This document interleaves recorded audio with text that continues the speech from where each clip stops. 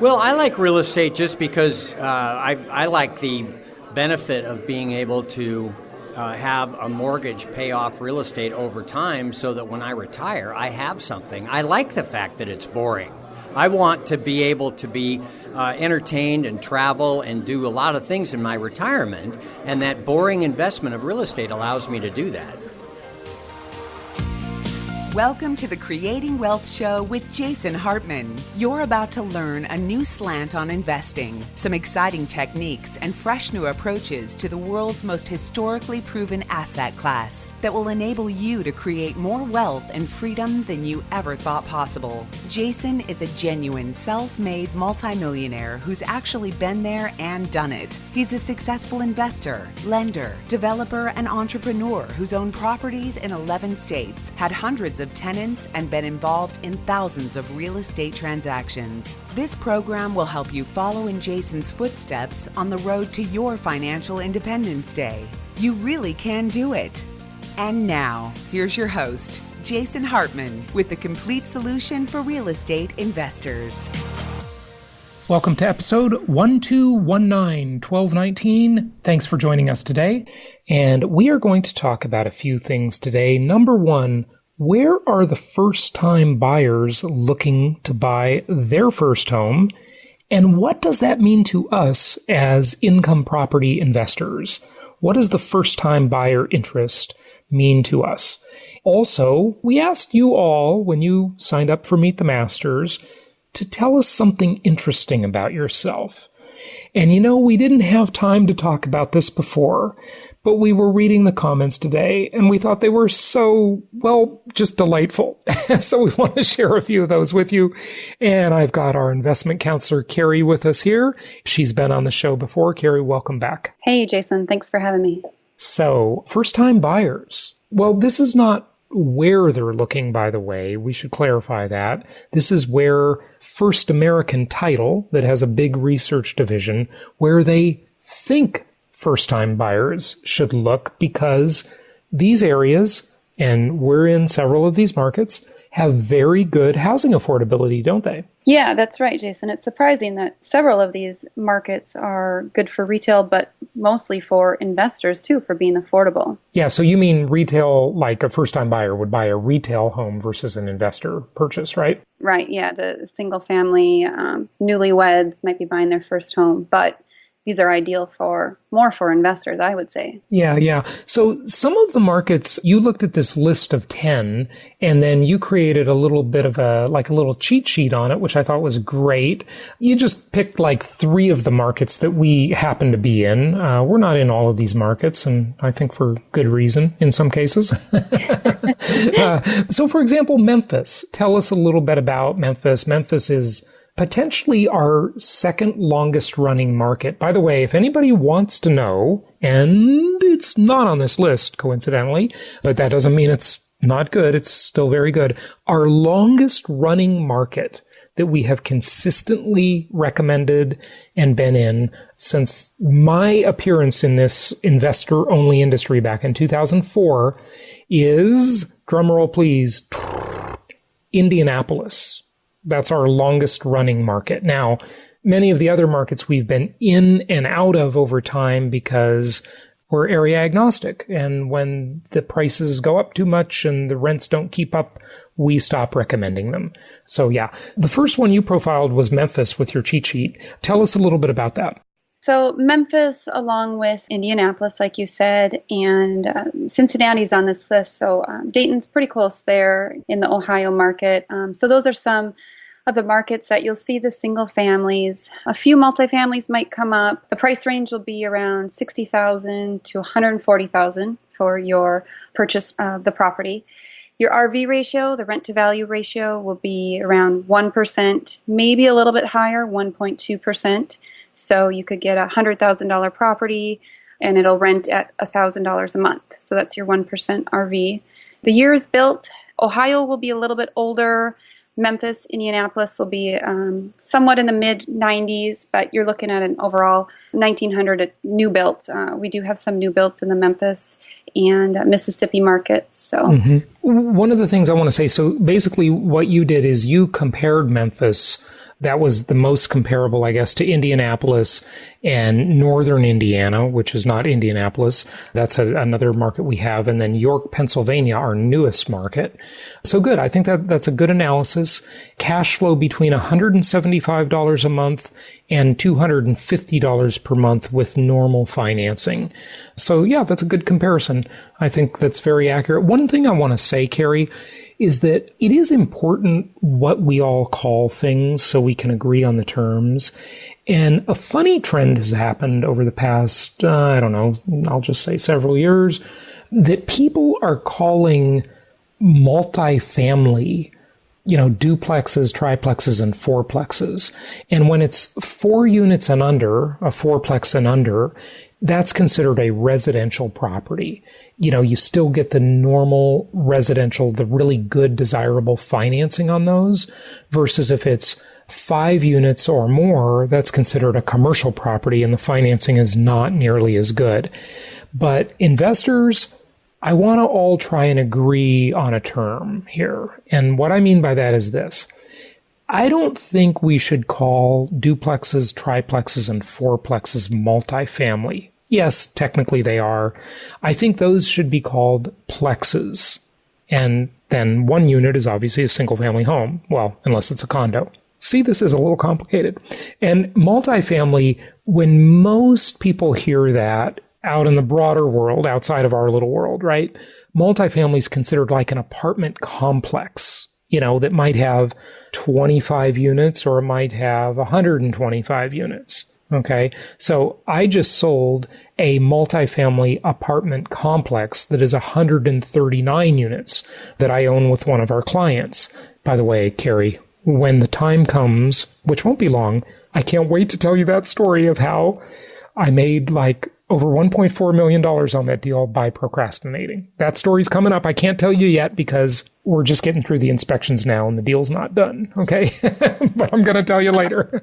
I remember, didn't you start this whole process 2 years ago, 3 years ago? So I am anxious to hear what happens. Well, no, I didn't know. It wasn't that much procrastination. This basically involved the first offer came in and my partner, Steve, who's our client, you've heard me talk about him before and probably met him. He wanted to do that first deal. And I kind of dilly-dallied around. I was busy with other things and I didn't sign the offer. I didn't accept it. And then another offer came in.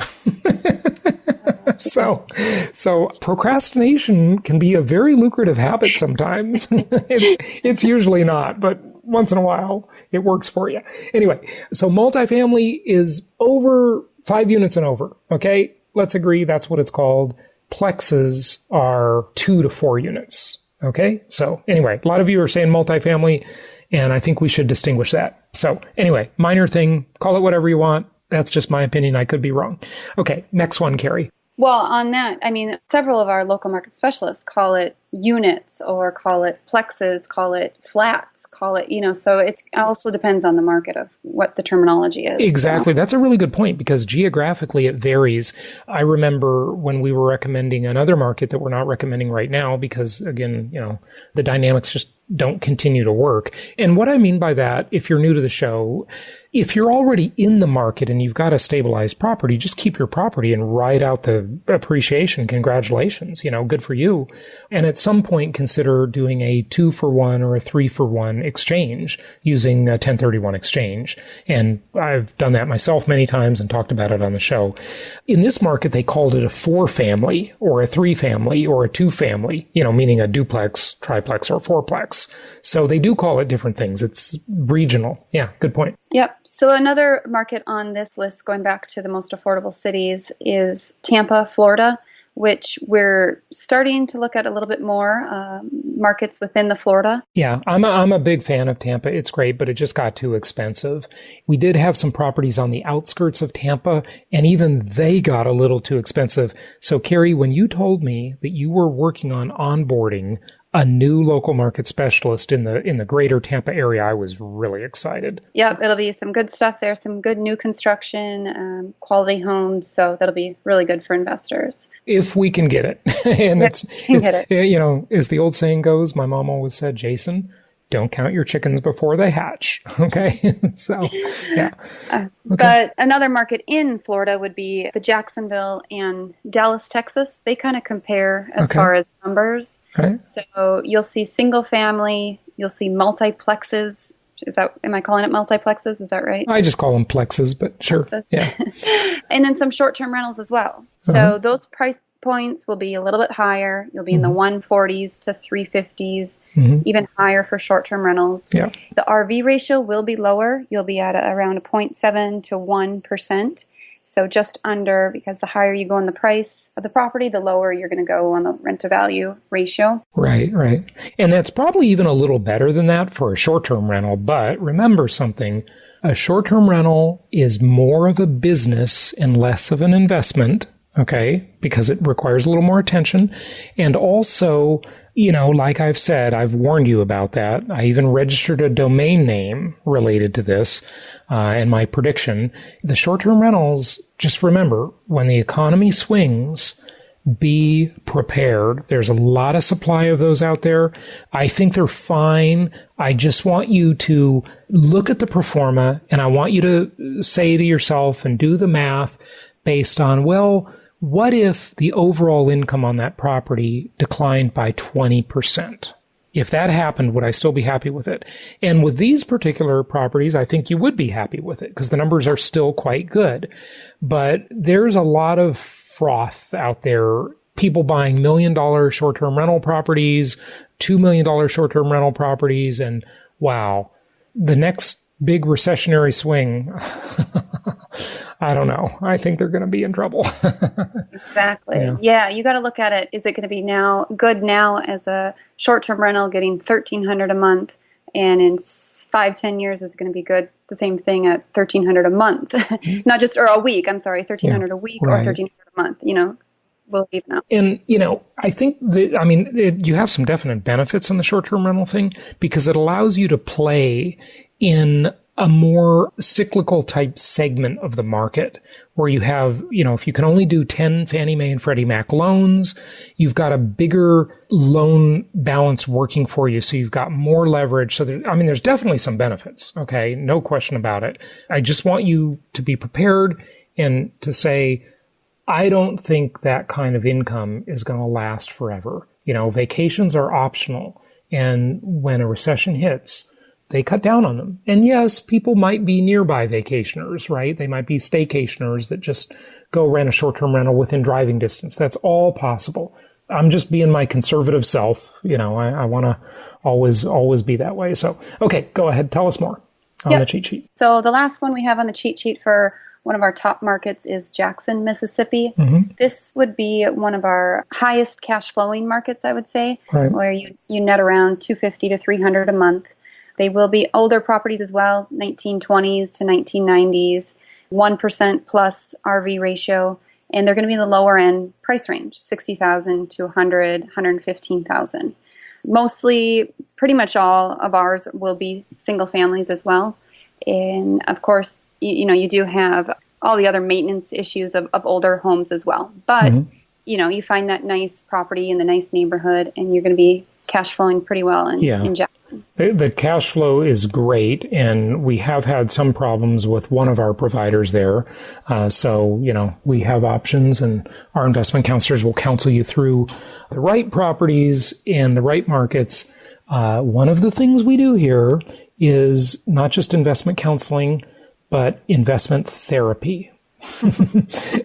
And so in our investment therapy practice, we try and match the investor up a little bit based on temperament and based on what they want with the right local market specialist and the right market. Because, some people, they're willing to dig in a little more and be more engaged and more involved. And some people, they just don't want to bother with it and they're going to be annoyed. So we try and help you match all that up. So that's a big part of what we do. But good stuff. That's good. Those affordable markets are what we want. Those are the good linear markets where they follow commandment number 5, which is thou shalt not gamble.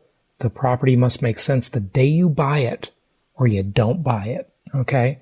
So good. Thanks for sharing that, Carrie. Yep. Do you want to go to some of these comments? Or you know what? Right now, let's come back with that. Let's take a quick break and let's play one of our blogcasts. Now, these are handpicked for you, and you can also get these on your, and I better say it quietly, your Alexa device. I don't want her to hear me. So if you have an Amazon Echo and you have Alexa, you can subscribe to Jason Hartman's Real Estate Update there, and you can get them every day. But here's one for you right now, and we'll be back right after this. Here is today's blogcast. The Millennial Struggle, House and Home. If you participate in social media, you've likely seen the memes that put millennials under the microscope. Statements like, they're uncommitted or they spend too much time indoors have a way of downplaying the types of jobs and job market they're being presented with. Then again, social media has a way of taking everything to one extreme or another. In actuality, millennials do change jobs a lot, but it isn't because they're perpetual job hoppers without the ability to see anything through. Instead, they're career-minded individuals with an eye for the future. When they're moving jobs, they're doing it for about 25% more money every time. And what to do with this extra money? Well, Jason Hartman recommends investing in real estate. But moving from job to job, millennials are developing a diverse skill set that will serve them well in the future. The reality of the job market has been that it is difficult to immediately get a high-paying job out of college. So millennials are taking lower-paying jobs for shorter periods of time. And education simply isn't enough. Employers are seeking employees with demonstrated on-the-job skills, even if that job doesn't require a college degree. Wages have stagnated across the board, increasing only in healthcare. There are pay cuts everywhere, and annual pay is about $10,000 less than what we saw 10 years ago. It's causing millennials to stick with jobs when they're able, and to switch when they've developed the skills and when an opportunity opens up. Because of this, growth requires them to switch jobs if they hope to advance. Baby boomers had pensions that encouraged them to stay with one particular company for a long time, or even a lifetime. Now we aren't seeing that, and millennials risk becoming more financially at risk than their parents were years ago. And there are ways to combat this, becoming financially literate, exploring investment opportunities, saving, but the risk is real. Overall, millennials are more educated than generations before them, but they're more likely to live in poverty and be unemployed. Some attribute this to their need to find a job that corresponds with what they are passionate about, but it has more to do with the massive student loan debt they've been saddled with. So we're seeing millennials who, despite popular opinion, are focusing less on passions and more on the money they're struggling to make. As the job market begins to turn around and hiring is on the rise, millennials are also increasing a drop in unemployment numbers. There are, and not just among millennials, more people changing jobs, which is a positive sign for the job market. For millennials who wish to develop their skill set by moving jobs, there are a few things to keep in mind. First, changing companies too frequently can inhibit growth because it doesn't allow employees to develop connections and meaningful relationships with colleagues. If you leave before you have time to complete a large project, you may not have as good of a reference, making it more difficult for you to move up in your career. As a sort of compromise, you can always ask to push back your start date a month or so. It gives you time to wrap up any projects you might be working on while allowing you to develop a new set of skills. Before you assume that millennials are only moving from different jobs because they're restless or in search of the perfect passion project, remember that many desire permanency. After all, they've got some massive debt to deal with. The millennial struggle to find house and home. Or, more accurately, a place to live and a place to work. It's hard to choose a city anyway, and it's even more difficult when you're on the lookout for a job. The problem is that the best cities for jobs seem to be the most expensive to live in. Sure, there are a few that rate highly for both housing affordability and upward mobility and unemployment, but not everyone wants to live in Salt Lake City, Utah. In Dayton, Ohio, you'll be able to find a nice place to live. In San Francisco, you'll be lucky to find any place to live. Guess which is easier to find employment in? Cities like San Jose offer a lot of opportunities for millennials and in a shorter amount of time. There's a much better chance you'll advance your career more quickly in these types of cities. Ultimately, it is the great struggle of achieving the American dream. Young people go to college, get jobs, get married, buy houses, raise children. But that's difficult in areas where the job market remains relatively stagnant and wages do not increase. The American dream is getting harder to come by because millennials are being asked to choose. Studies have shown that the American dream is alive in some cities, but completely obsolete or at least dying in others. We're choosing cities based on short-term reasons related to our suffering finances. Jason Hartman doesn't particularly like California, having lived there himself, and that's in part because of the real estate market there. It just isn't affordable. It's easier to make more money in the West than in the Northeast, but housing prices in those large cities reflect this ease. Sure, there are outliers, but it is a growing conundrum for the millennial generation. The 3 cities in the U.S. with at least half of available houses being affordable to middle-class millennials and a high score for employment mobility are Pittsburgh, Minneapolis, and Salt Lake City. What do you think? Would you be willing to live in any of those cities? It is certainly hard to say, but it is worth thinking about. Before blaming millennials, who tend to be extremely motivated, tech-savvy, and educated, for moving jobs or making less money, it is important to acknowledge the specific hand they've been dealt. Instead of fighting on social media about the value of each generation, let's embrace the particular quirks of each and figure out how we develop a stable, growing economy with enough jobs for everyone. Thanks for listening to this audio blog, and please see disclaimers and important information at the website. So one of the things we did on the last Meet the Masters is on the registration, when people were buying their tickets, we added a little thing to the form and we said, tell us something interesting about yourself. And some of these comments were awesome.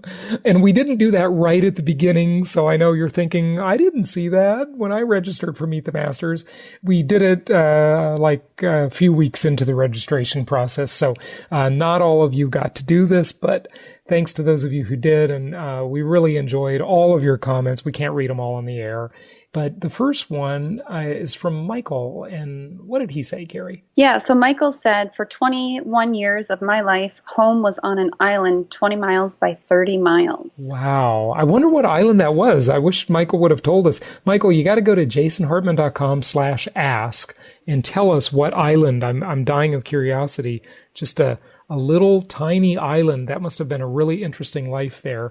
Did you just decide you wanted to get off right away after 21 years? Does this have anything to do with your interest in real estate? You know, by now, if you've been investing with us, you probably purchased that whole island. Maybe he's renting it out. Yeah, absolutely. You could rent it out to your former neighbors.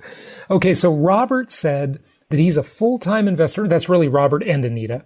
A full-time investor in multifamily. Now, I don't know what that means. Does that mean big, giant apartment complexes or triplexes? I'm not sure.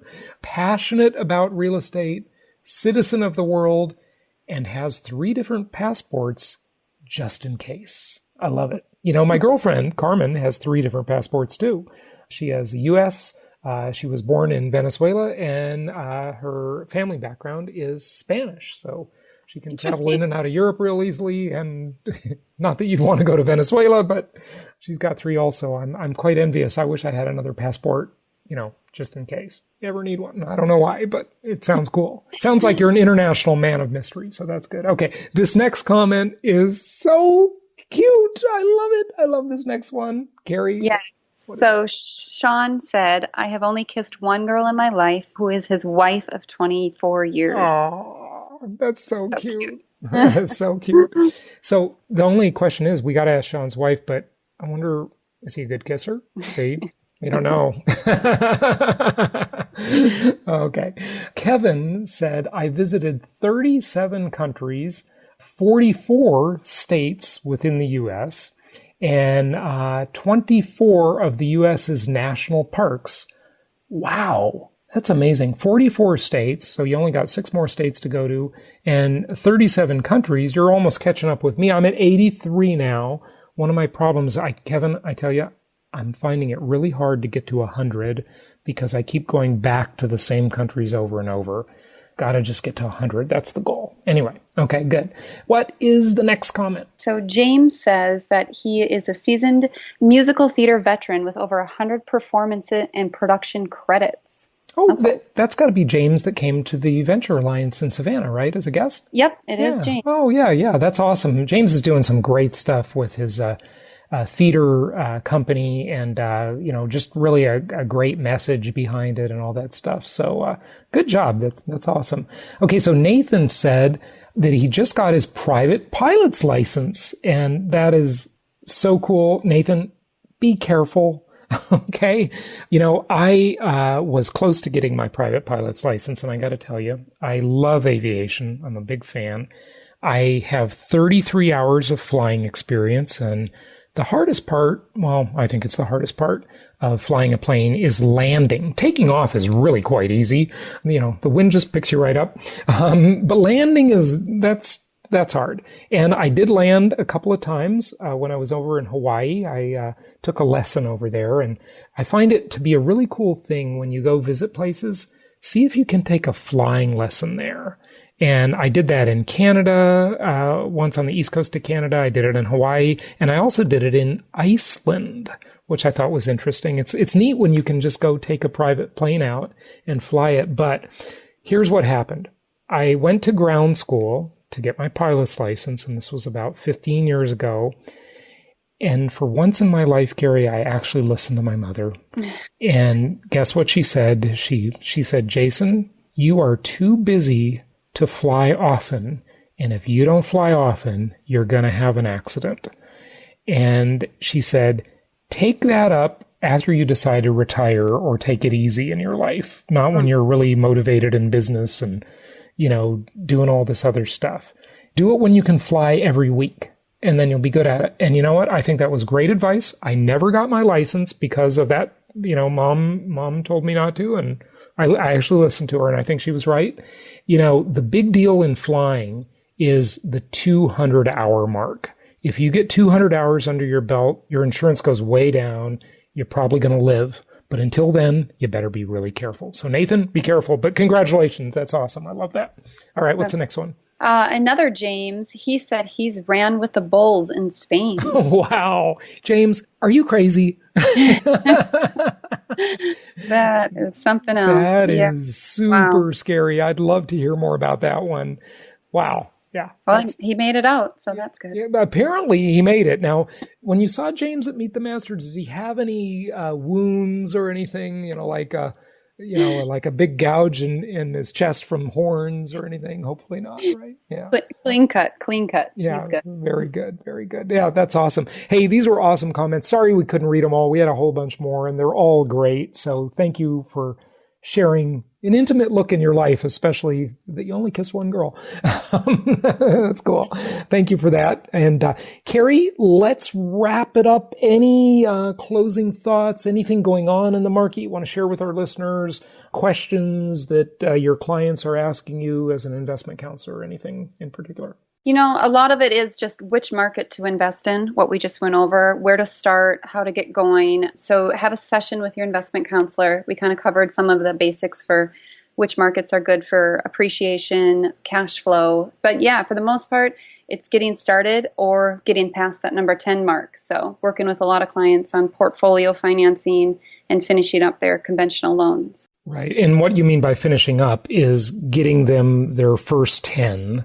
And again, if you're married, that's each of you, right? Each spouse can get 10 of those loans as long as, both can qualify under the normal qualifying requirements. But 10 conventional Fannie Mae, Freddie Mac style loans are available to each person. And then after that, you got to get a little more creative, and we can certainly help you do it.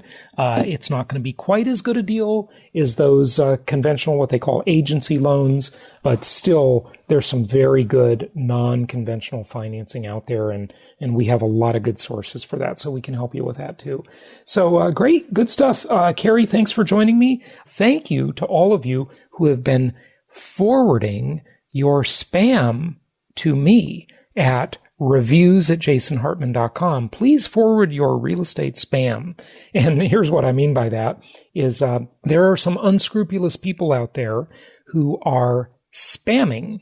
And, we have people that have come to us and said, hey, who is this person? Who is this company? I never signed up for their email, and suddenly I'm getting emails from them. And they're spamming me. So, we want to know about that because we want to clean up the industry. Clean it up. So, can spam, as they say, right? Forward your spam to reviews@jasonhartman.com, reviews@jasonhartman.com. And thank you to all of those of you who've done it so far, and keep it coming. We will see you tomorrow on the next episode. And until then, happy investing.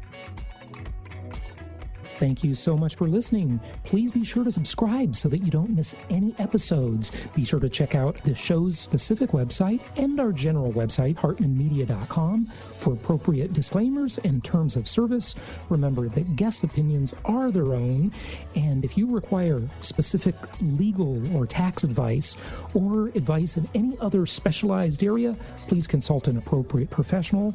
And we also very much appreciate you reviewing the show. Please go to iTunes or Stitcher Radio or whatever platform you're using and write a review for the show. We would very much appreciate that. And be sure to make it official and subscribe so you do not miss any episodes. We look forward to seeing you on the next episode.